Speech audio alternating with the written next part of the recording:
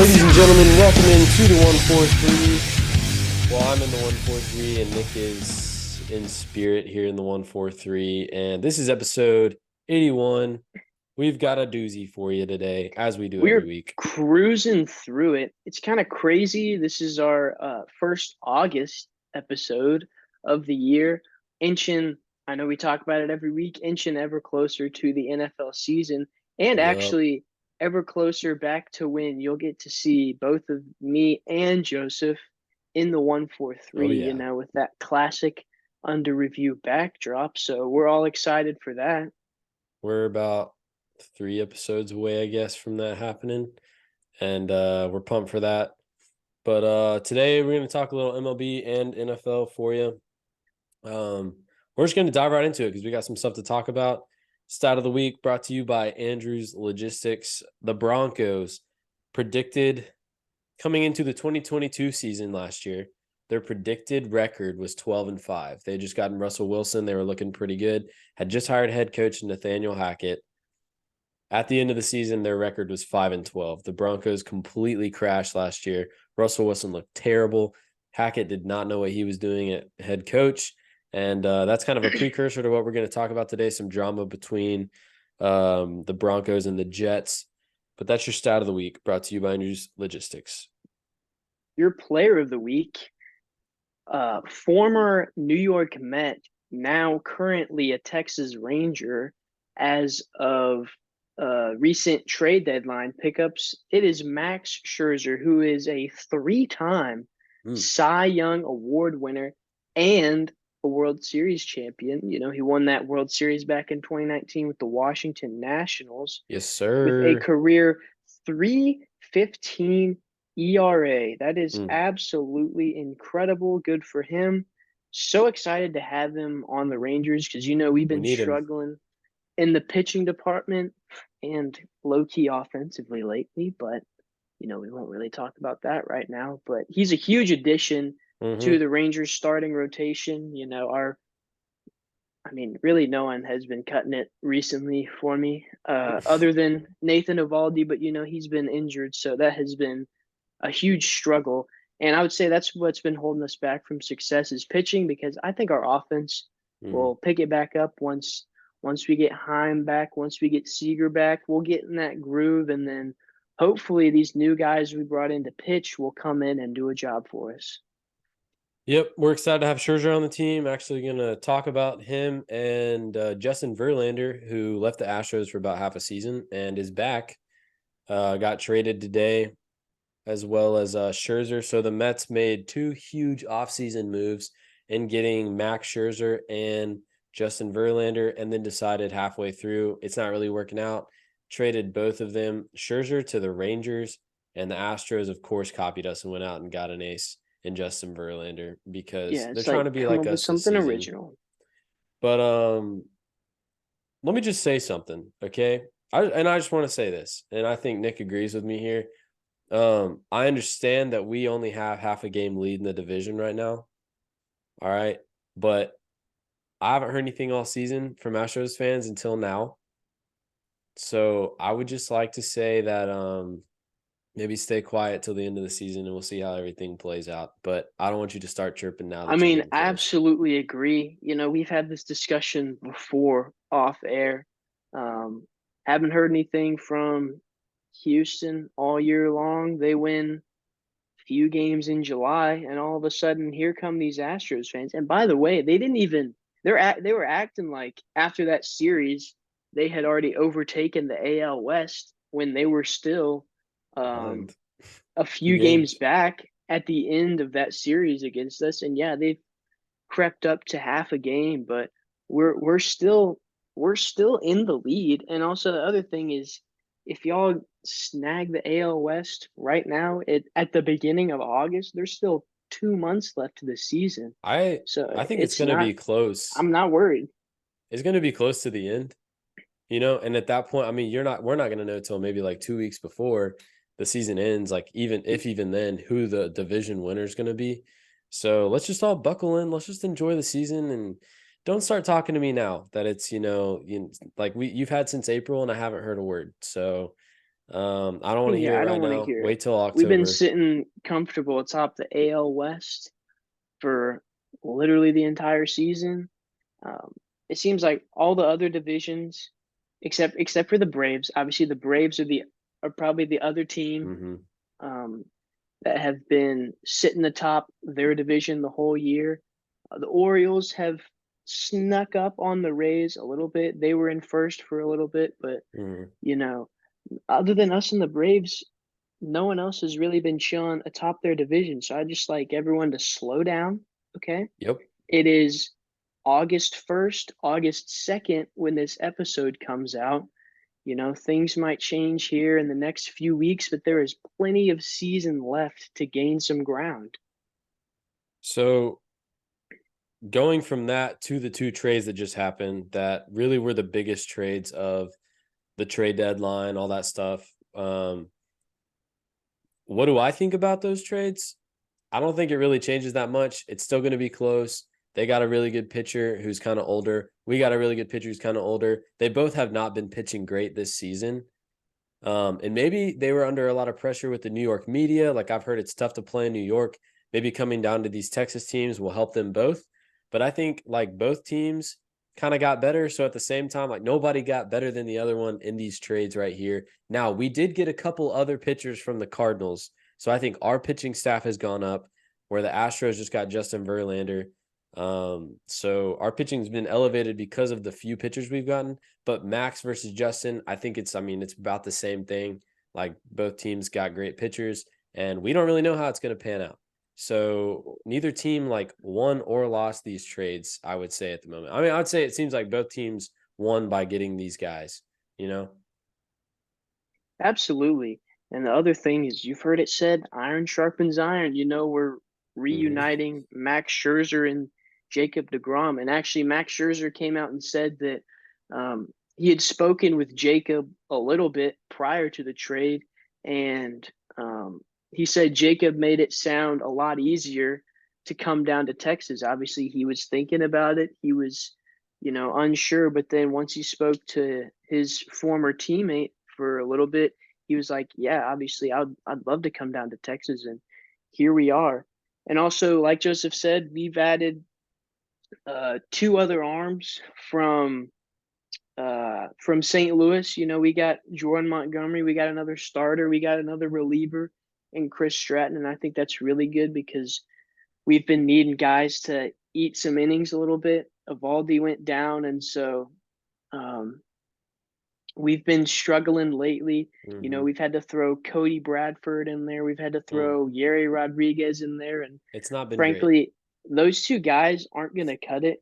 And also, the other thing that's exciting too is that I'm assuming Martin Perez might possibly get bumped to the bullpen because with the addition of two new starters, that means that someone that was Yep. in the rotation before is probably going to get bumped. And Heaney made the case tonight, Tuesday night, that it should not be him. He had 11 strikeouts in our shutout win against the White Sox. He had 8 through 4 innings. I mean, he got up there and absolutely shoved. He straight up took the trade personally and said, "I want my job as a starting pitcher." Hmm. And you got to hand it to him. I he think he has he it. he performed. He absolutely performed. So obviously, looking at the trade deadline, I would say we absolutely won because what was the one thing we needed? Arms. And what did we get? Arms. So I am super happy with what we did. Our guys are Corey Seager and Jonah Heim should be back this week or next week. Hopefully we can go into kind of the middle of August playoff push kind of healthy would be the goal with our arms back. Hopefully Evaldi will be back as well. But in terms of those were the two biggest trades of the trade deadline. Shohei didn't go anywhere like people thought he might. So in terms of that, I think both teams got better with the trades, but I think we were the winner of the trade deadline because we addressed what we needed, like Nick said. So it should be a fun and exciting last 2 months of the regular season here. But moving off of baseball, just to talk really quickly about the NFL, some beef that's been happening there. Uh, so Nick, I'll let you break down, but we've got Nathaniel Hackett, who used to be the Broncos head coach last season, was let go. He is now the offensive coordinator for the Jets. He's Aaron Rodgers' old offensive coordinator from Green Bay. So they know each other. It's the same system Aaron's been in basically. And then Sean Payton of the Broncos, he's the new head coach there. So we got some beef there. I'll let Nick explain it. So just a little backdrop as well. So interesting because the Broncos they're maintaining some of the same hype that they had prior to last season, because the big thing was them getting Russell Wilson. And so it was like, okay, the Broncos are about to be absolutely disgusting, right? And then this year they got Sean Payton. And so things are, looking up for Mm-hmm. them, because the other thing is I think it's, mutually agreed upon that Russell Wilson was not the issue last year. I think he's still a great quarterback. I think he Yep. still has it. He was just put in an unfortunate circumstance, a clueless head coach, if you will, someone that was not really capable to lead that team. And basically, Sean Payton just let it all fly. I mean, because training camp had started recently, and so I guess in his eyes the team was looking good, and he's he just let the media know that um, Nathaniel Hackett was basically completely incompetent. It He was rough. ran this team into the ground, had no idea what he was doing, and so obviously that ruffles some feathers over there in New York. The first two guys I believe we saw come out and say something from the New York side was the New York Jets head coach Robert Saleh. He comes out like, don't talk about my guy like that. Like, you Yep. got no business. And then Aaron Rodgers essentially came out and said the same thing, like, put your money where your mouth is, whatever. Because I believe they are set to match up. I cannot think off the top of my head. October 8th. Yes, October 8th. So obviously that is setting up some extreme hype around that game. And so, I mean, I'm going to be super excited to see I that mean, I one. can't watch Obviously, that game. I'll be rooting for the Denver Broncos, obviously. I agree. It's just some good it's so a lot of people are saying Sean Payton, he kind of had to issue apology as well. Sean Payton was out of line for those comments. You know what? We all love to see it. People in the NFL, and this is not just me, a lot of people think the NFL right now is pretty soft. Everybody's buddy buddy. So it's nice, every now and then to see some real friction between these two teams, some actual intensity. I like that Aaron Rodgers is defending his guy. I like that Saleh's defending his guy. I also like that Sean Payton's defending his quarterback. So these guys, they're all doing the right thing and supporting their teammates and supporting their coaches and everything. Super excited to see this back to back. I think the Jets Broncos game, I mean, the Jets defense is insane. Their offense is going to be good.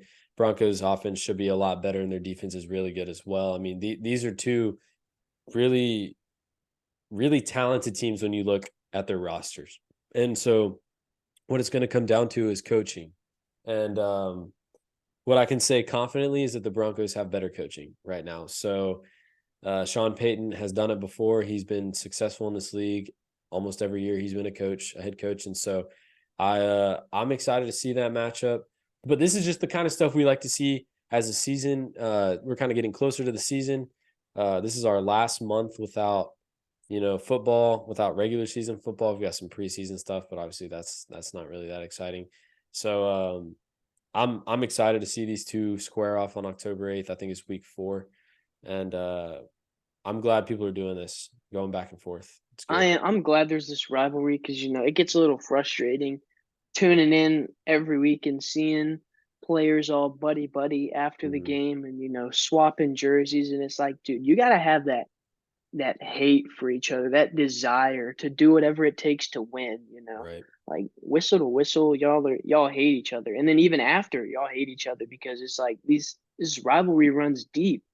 And then also, it's interesting because there was hype around the Broncos and the Jets separately before this game, because obviously both teams were seen as missing that one piece, right? Like last year, the Jets were should have been a lot better than they were, but unfortunately they were lacking a quarterback. So what they do in the offseason, they went and got a quarterback in Aaron Rodgers, who I think will be really good for them and Mhm. elevates the Jets to a higher level.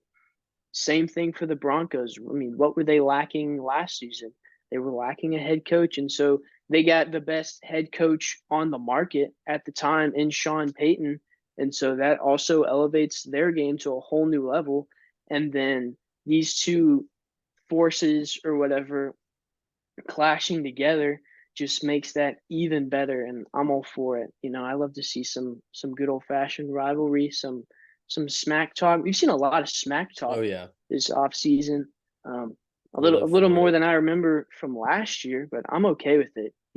I think that'll make these games a lot more interesting, a lot more competitive. So I'm all for it. I'm all for it too. We love to see it here at Under Review, and we hope there's a lot more to come in the next month before the regular season starts. Absolutely. And just like to end it off, it's just great that that baseball is fun in Texas again. Hmm. Talking about it just reignites the fire. It is just great to finally be good once again. Just We've waited a while. hope and pray that this lasts through September. But I'm confident in our boys. I think we got enough to get the job done. Agreed. So here, as we like to end our shows on Under Review, I've brought you a quote from the great Ken Venturi. Okay. I don't believe you have to be better than everybody else. I believe you have to be better than you ever thought you could be. And that's the truth. That is the truth. We hope you take that with you this week, and tune in next week for another episode of Under Review. Thanks for listening.